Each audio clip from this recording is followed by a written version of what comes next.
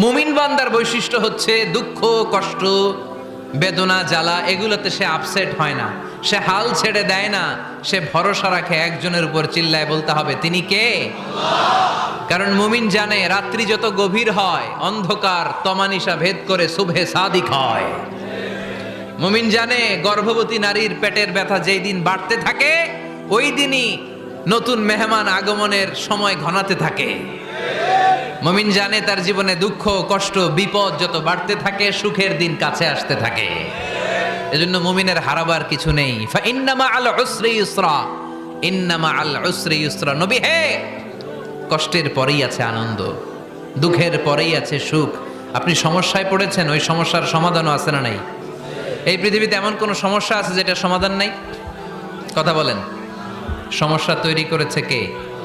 আবার সমাধানও দিয়েছে কে? আল্লাহ ডাজন্ট ক্রিয়েট